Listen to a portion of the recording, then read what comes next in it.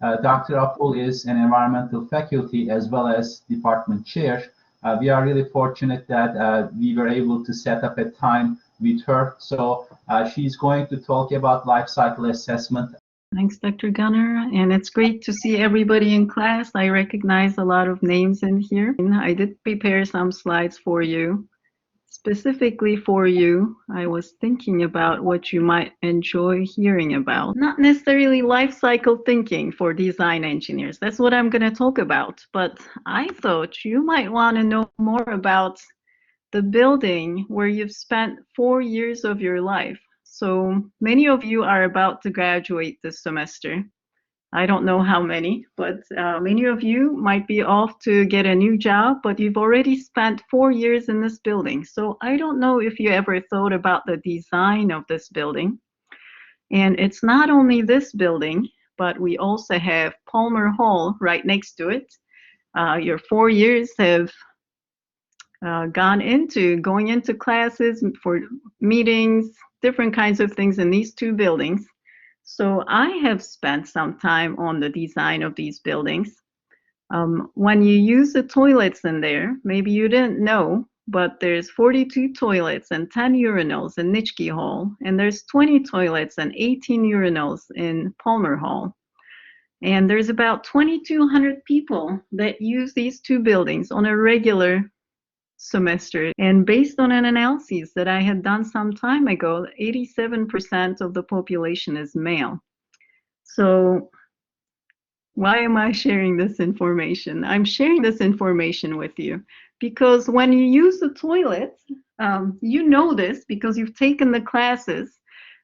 It connects our water infrastructure to wastewater infrastructure. And if you think about it from a design perspective, I would say there's some problems with this design. It uses potable water to flush our wastewater. It's using basically potable, drinkable quality water to flush human excreta. And maybe this is not a good design, and it's very centralized. And to give you a little bit more perspective, here are some notes from when you took classes about water treatment. Here is on the right side of the slide, you're seeing the treatment process for Collins Park water treatment plants. And you've taken an entire class on this. And on the left side, you see how far it is, our building is, from the water treatment plant. So think about the cost, energy, and greenhouse gas implications of taking this water from Lake Erie right in here, going through this entire process chain, and then it comes to our building. What for? For us to flush our toilets? Doesn't sound very sustainable to me. And then when we do flush, look at what happens. It goes all the way to the Bayview wastewater treatment plant right in here, about 8 miles or so in the pipes, and goes through a set of processes, ultimately ending up back in Lake Erie. So it's an extremely centralized system, and it uses a lot of energy. Each one of these process chains that you see in here, they're very energy intensive, both for the wastewater. Wastewater is more energy intensive than water process because of this aeration tank in here. And in the water treatment process, you see lots of processes. You've spent probably weeks on each one of these processes when you took the class. So the bottom line is, what I'm asking you to consider is that maybe this is not a very sustainable design. And I want to bring sustainability to your attention from the perspective of ethics. So here is the NSPE Code of Ethics, or the policy, and I'll read this out for you. It is the policy of NSPE that licensed professional engineers be good stewards of the environment in order to protect the environment for future generations. NSPE recognizes that attention to preserving and improving the environment is critical to the sustainability of the planet and is an integral part of the practice of engineering. So I know as civil and environmental engineers that you have taken some courses on the environment, but I just had to bring in this ethics perspective. I know you're going to get another ethics lecture coming up. And this is my chance to bring this back to you, to your attention in the context of sustainability. So a couple more links here on the NSPE Code of Ethics. They actually have a statement right in here specifically on sustainability. It's being blocked right now here from my screen, but you can look at it later on. And this is NSPE Code of Ethics. You're going to be hearing about the new version of ASCE Code of Ethics. It was approved just last October, and there's something else interesting that happened right after that month. I'll share that with you in a second. So ASCE came up with a new set of Code of Ethics, and when you read it, they have a preamble section. It's much shorter than what it used to be. They have a society section. And then look down here, they have specifically a section on natural and built environment. And in there, again, they're emphasizing sustainability, balancing environmental, economic, and other impacts, using resources wisely while considering the limitation of available resources. So this is a mandate for us, but how do we really do it? And before I give you an idea on how to do it, I want to share with you this paper. Again, back last October, this is new data. It was published in Nature, one of the most prestigious research journals out there. And it's basically telling that last year, yes, it is a COVID year, but it was important from another perspective too. It was the year when anthropogenic mass surpassed all global living biomass. And this is the figure from that paper.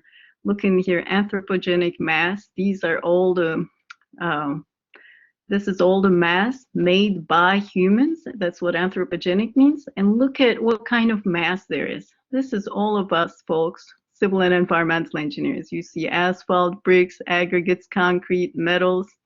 We are the ones that are designing with all these materials. And we've designed so much that this year, the amount of anthropogenic mass that we have created on Earth is now more than the global living biomass.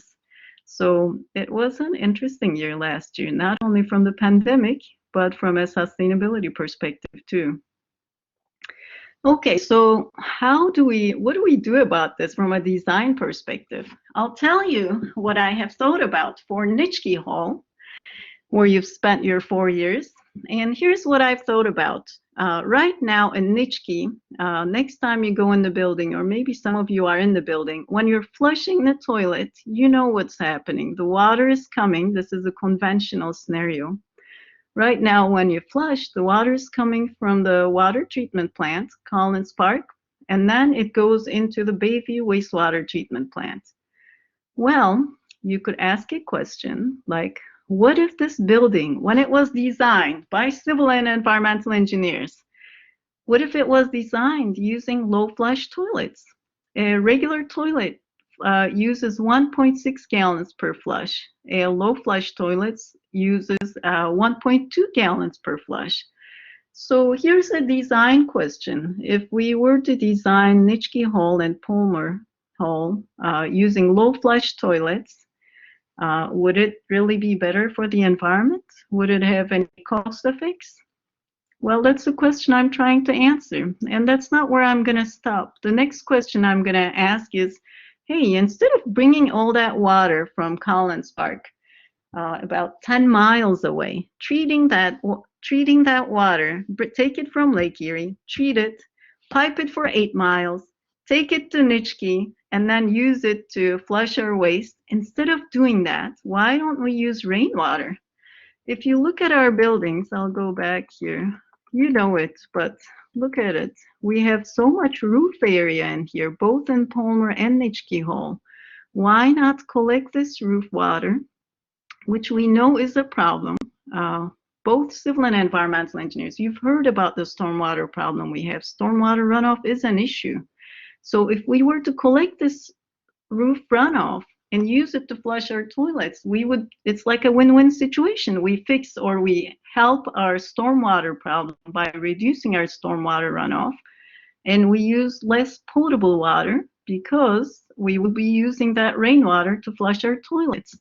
So it seems to make sense to me. And that's the other scenario that we analyzed. And the fourth scenario is the same as the third scenario, but it uses low flush toilets.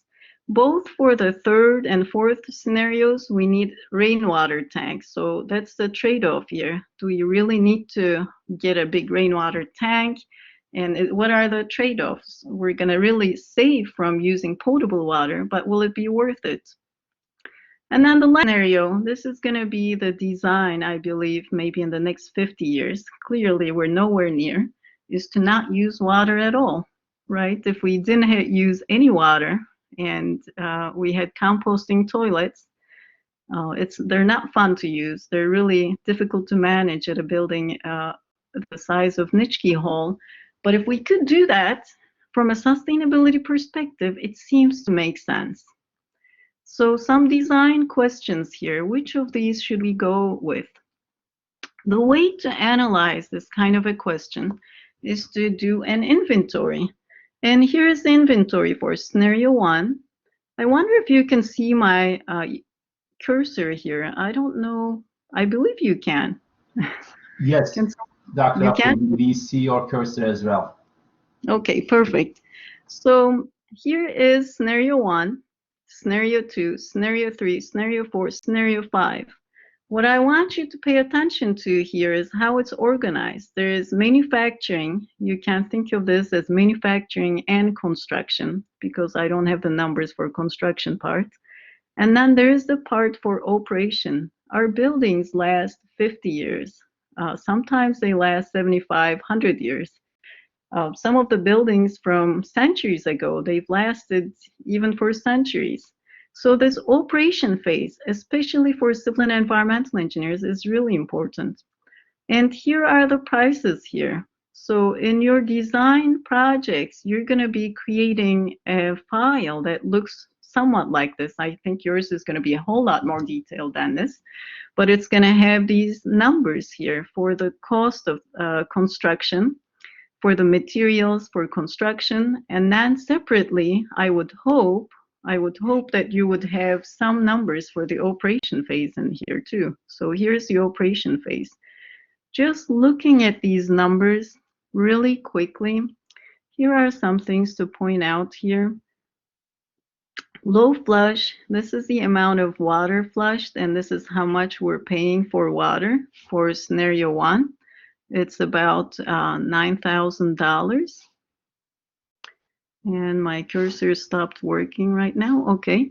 And then scrolling down, if you have low flush, it seems to make sense, right? Why not build with low flush toilets? And then come down here, look at the rainwater tank. Look at how much it costs. It's about $120,000. So this is why we don't have much rainwater harvesting, because they're really expensive, even though it seems to make sense. Our water is so cheap that the trade-off just doesn't work out. Okay, so I'm just showing this to you to give you the layout of how you do things. You create an inventory, as you will, for your cost analyses. And then you can summarize that information in terms of initial cost, annual cost, and then the 50-year total manufacturing cost and total operational cost. Some things to notice in here are, look at these percentages. For sanitation of Nitschke Hall, the impacts, the cost is actually coming from the operation phase. That building is going to be around for 50 years at least. So whoever designed that building, I'm sure they thought about the initial costs, but I wonder if they did think about the operational cost. When you do your designs this year, this is your take-home message. You want to look at not only the initial cost, but you want to look at the life cycle cost. And the life cycle cost, clearly, when you get to composting, things begin to switch here. Okay, so here is one more piece of information from this particular Nitschke study here. The total cost for the sanitation part of Nitschke Hall and Palmer is about $700,000.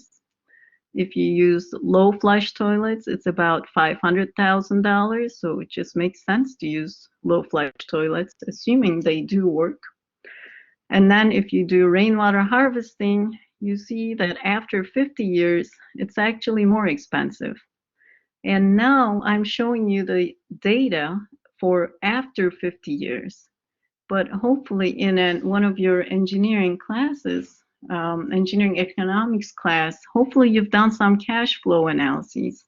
Here is the cash flow for that particular analysis. And you can see this particular figure is plotted based on relation to the standard scenario where we have regular flush toilets. And if you, let's take one of these lines, let's take composting, for example. Initially, you have to get the composting toilets and they cost more than the regular toilets. But since you're saving water, at about year 5, it pays back. And then let's look at this one here, rainwater low flush scenario. And about year 8, or maybe year 9, it pays back. In your own design projects, I would hope that you could create something, maybe not as detailed as this, but something that shows the cash flow so that you don't only look at year 0 of your project, but you look into the future, maybe into year 50. I don't know the details of all your projects, but generally thinking, civil and environmental engineers, we design things that last not 1 year, 2 years, but they last 50 or sometimes 100 years. So this life cycle thinking is extremely important concept. And if you do this kind of an analysis, you would be doing net present value equation that is shown on the bottom right part of the slide.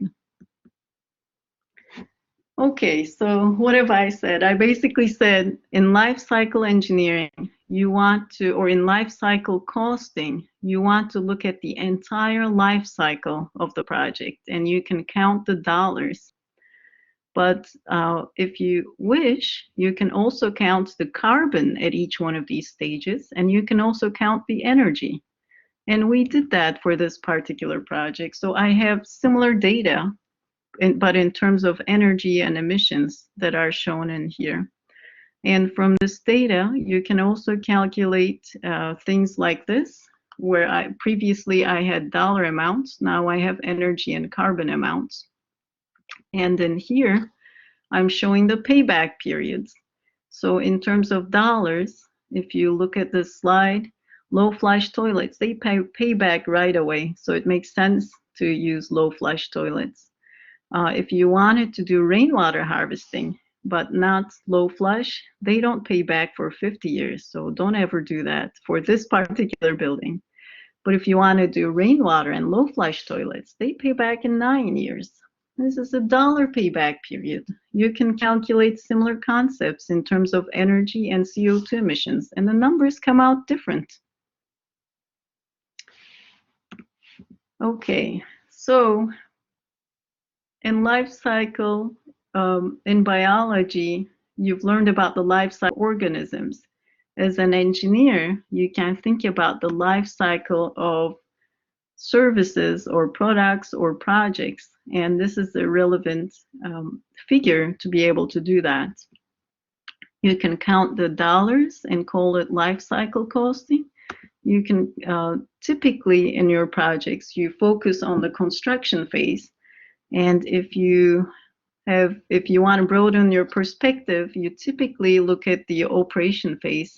But most often, we don't have time to analyze the waste management, recycle, or remanufacturing phases. But they're clearly important to analyze, and that's something for you to consider in your design projects. So hopefully, in your projects, you can consider each one of these phases and count the dollars. Hopefully you can count the carbon, and you can count maybe the metal emissions, you can count the organic compounds. And when you do that, you will be basically looking at all the inputs in the entire life cycle and all the outputs in the entire life cycle. And when you do that, it has a name. This method has a name. It's called life cycle assessment. And I'll read the definition here for you. Compilation and evaluation of the inputs, outputs, and the potential and environmental impacts of a product system throughout its life cycle. There it is. That's the definition of LCA. Okay, so now I'm ready to do an example with you where you do your first LCA analysis, maybe with me. Any questions for me before we get started on this exercise? I don't hear any questions. So let's work on it. Here's the problem. The problem is saying you will be replacing old water surface pipes, let's say for about 5,000 feet.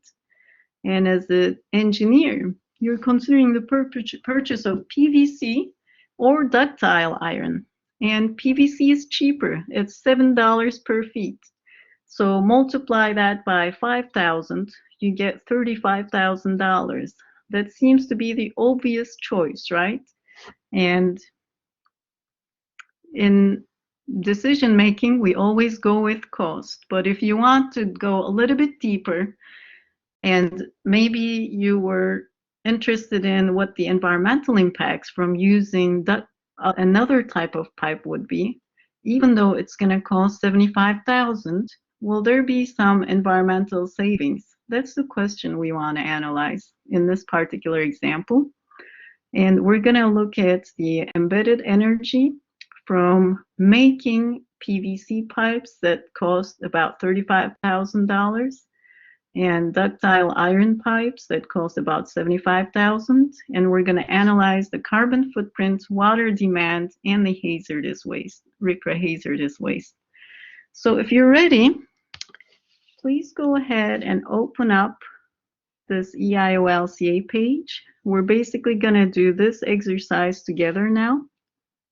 To do it, please go to EIOLCA.net.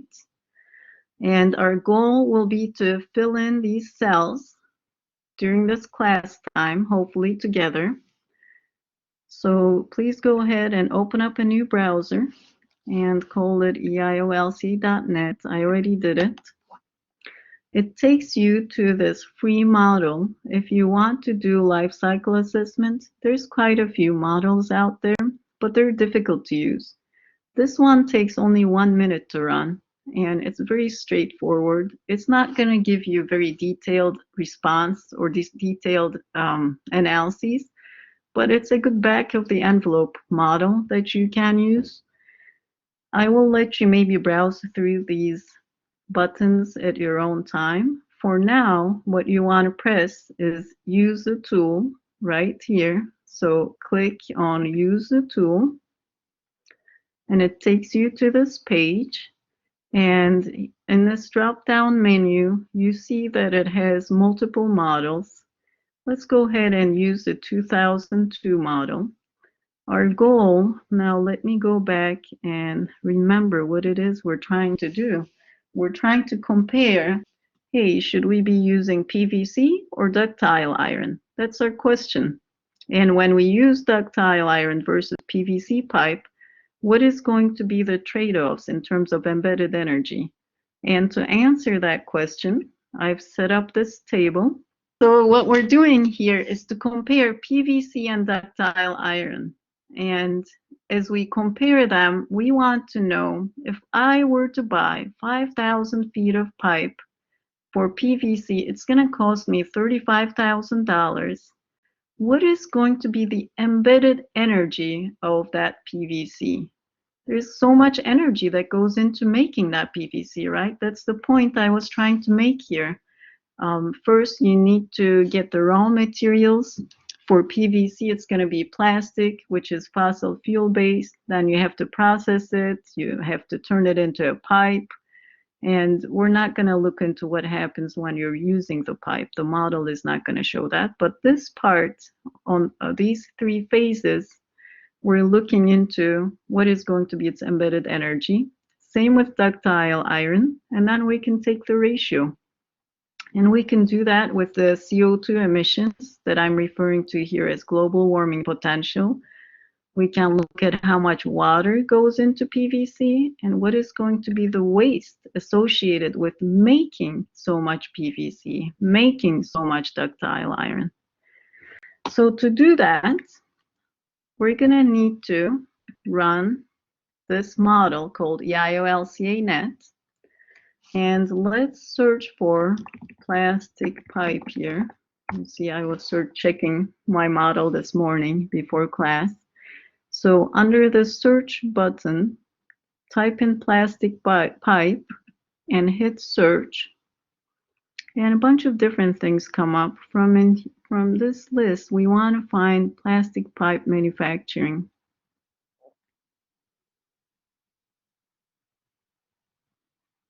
Right here, plastic pipe and pipe fitting manufacturing. I'm going to go back and check to make sure this is the one I had in mind.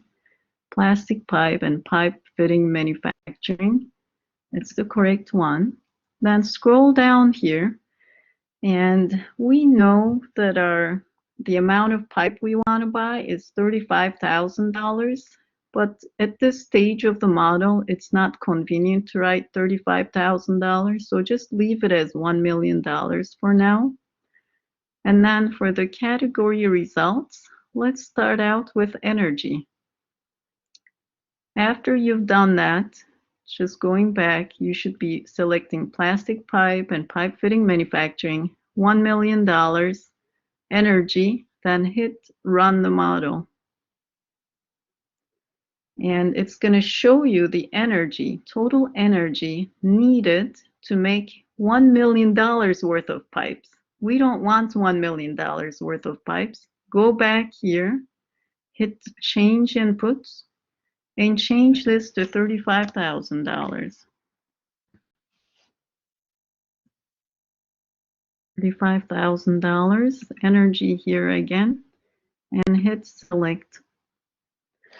And you see this table, which may look complicated, but it's basically dividing our economy into 428 sectors. And in this model, all the interactions between these 428 sectors are tracked. The money flow between the sectors are tracked, and the energy associated with each sector is tracked too. The number that we want is this top row where it says 0.83. To make 5,000 feet of PVC, which is worth $35,000, about 0.8 terajoules are needed in the economy. And much of that energy actually is coming from the power generation and supply, from making plastics. And if you keep going down, you're going to see 428 rows in here. We're not going to get into the details of how the energy added up. The number we want is just this top row. So 0.83. If you want to go to your slide and type in here 0.83 here, now you know the number for how much energy is needed to make so much PVC. Any questions so far?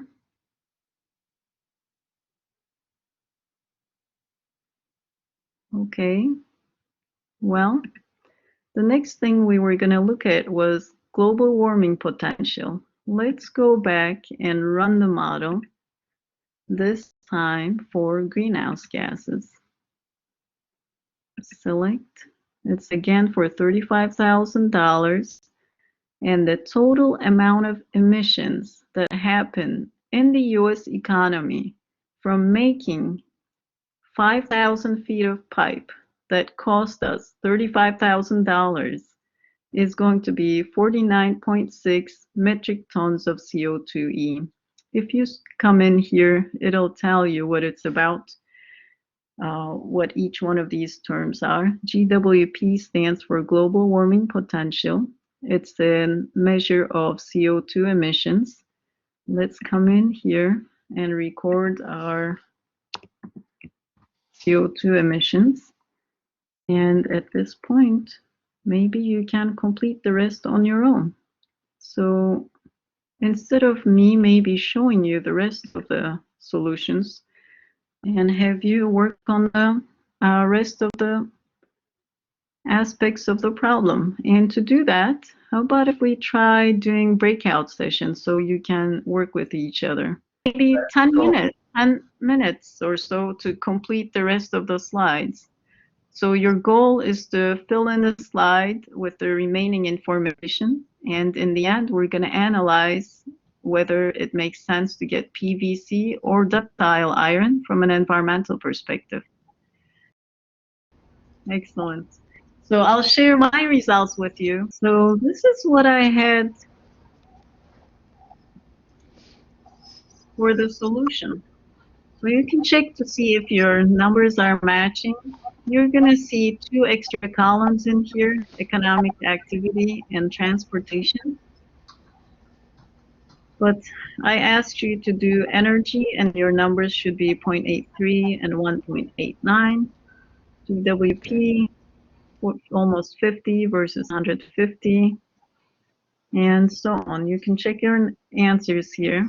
This particular model also tells you how much transportation in the US happens when you make $35,000 worth of PVC. So to make 5,000 feet of pipe, you have to transport 220,000 ton kilometers.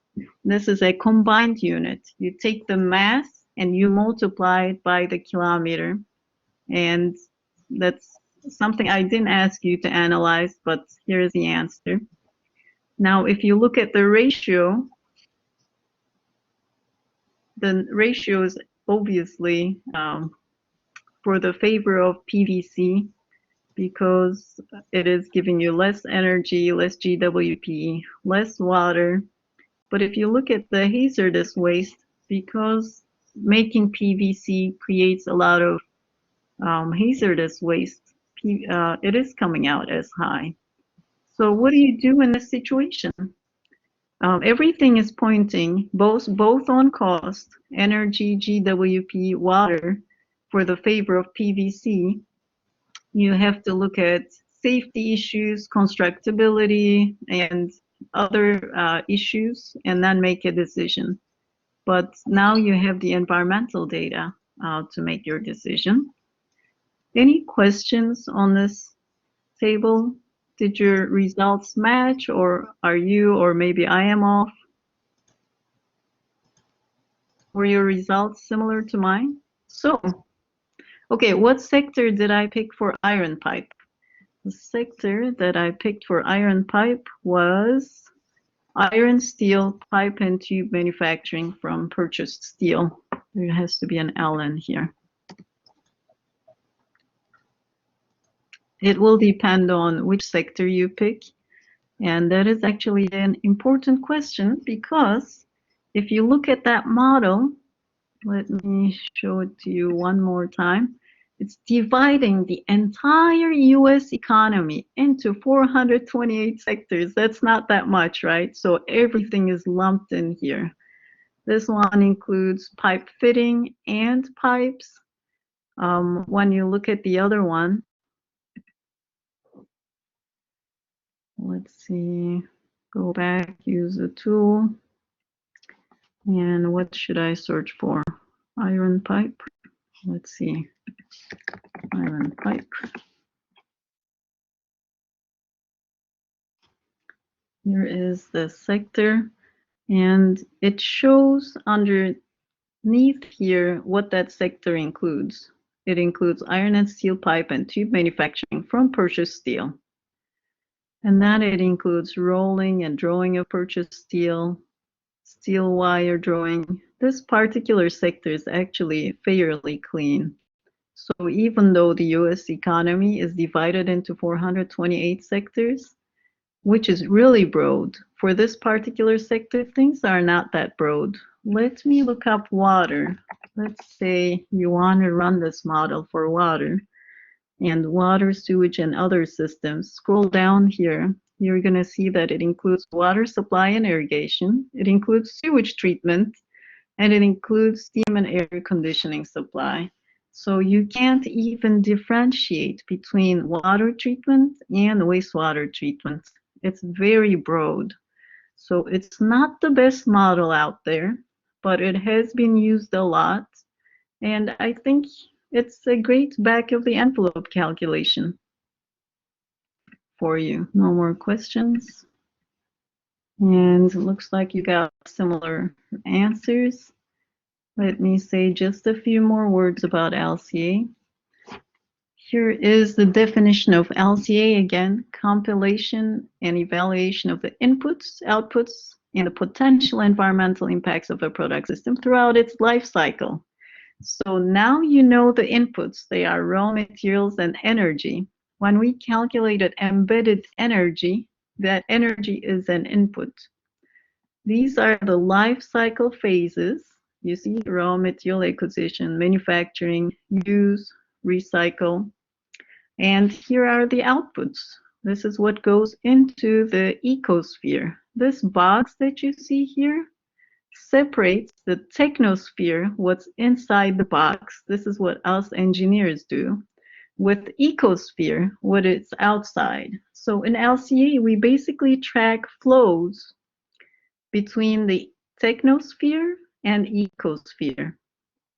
And when we track these numbers, CO2 emissions, we turn it into an impact category. CO2 on its own, it doesn't mean anything to us if we did not know that it was causing global warming, right? So the impact is global warming.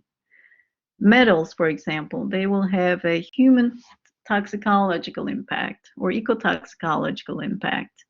Nitrogen and phosphorus, when you emit those to the environment, they will have a eutrophication impact. So when you do this, that's called life cycle assessment. Now, 2 more points here. Hang in there. Get your attention right on the screen. I'm going to say something that I think will help you understand the value of this model. This model helps you stop shifting the burden from one life cycle phase to another. So when you have this life cycle mindset, you know, for example, for buildings, the use phase is huge, right? When you're designing something, you have to consider the use phase, because for Nitschke, we saw it was 90% of the impact. So if you have this life cycle perspective, life cycle assessment idea in your mind, you're gonna stop shifting the burden. If you were only considering manufacturing, that would just not be good. So when you look at the entire life cycle, it allows you to stop shifting the burden from one life cycle phase to another. And with LCA, you also do something good from an impact category. You don't want to shift the burden from one impact category to another. If all you do is analyze carbon, for example, but later on you find out that there is some human toxicological impact, that's not good. You have to analyze all. When we did our analyses, we saw that PVC was actually doing really good, except for that recre-hazardous waste, right?